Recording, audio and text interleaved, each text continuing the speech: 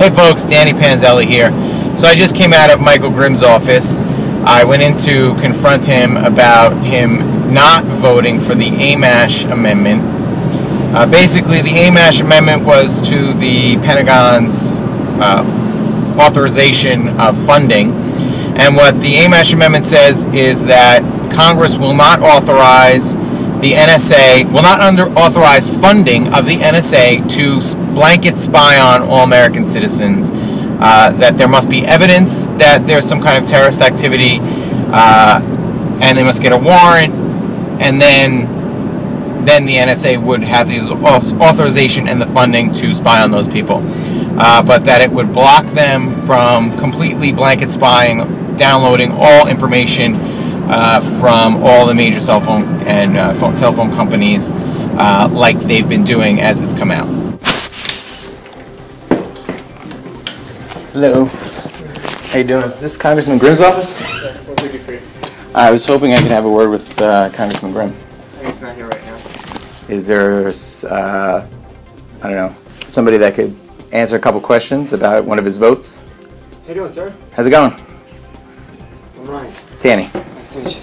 Nice to meet you. How you doing? Okay. So I'm curious, as you can see, the Congressman Grimm voted against the Amash amendment that would deny the NSA the funding to just unilaterally tap everyone's phones, take everyone's call data, text messages, etc. I'm going to ask you not to record this though before I say anything.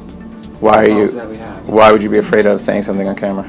It's like just the policy that we have, so you're going to have to turn your camera off if you want to speak to someone. Yeah. So you're refusing to go on the record about why Congressman Grimm voted for the Amash? I'm refusing to allow you to record our conversation. Okay. So you don't want to go on the record then? Like just said, I'm refusing to allow you to record the conversation. That's it.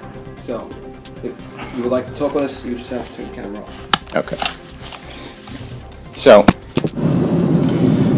Grimm was in Washington, D.C., but they sent out an intern who really didn't seem to know much about anything, either about current events or the legislation itself.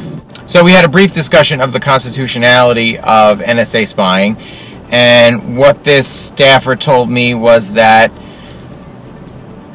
the NSA is only spying on people that U.S. citizens domestically that are calling people overseas that are terrorists or have links to terrorism.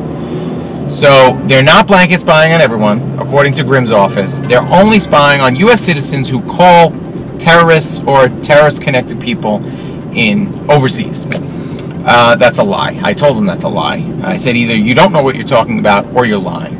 I'm guessing he probably just doesn't know what he's talking about, but apparently this is the official story out of Grimm's office. I guess Justin Amash must be crazy.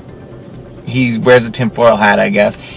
Justin Amash is crazy for introducing this amendment that basically just said, we'll only fund NSA spying of actual suspected terrorists when you have evidence and a warrant, not just spying anybody in the United States. So my question would be, if Michael Grimm is against blanket spying on all U.S. citizens, which his staff claims that he is, well then, why wouldn't he vote for the Amash amendment? Even if it's not happening, why wouldn't you vote for something that would prevent it from happening? Answer me that one, Michael Grimm. Why would you vote against the Amash amendment if the NSA is only spying on people with ties to terrorists? Then why wouldn't you vote yes on an amendment that would keep the NSA from spying on just anybody?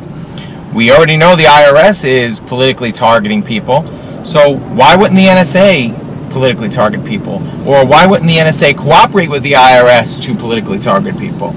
Why would we allow government to have that much authority legally?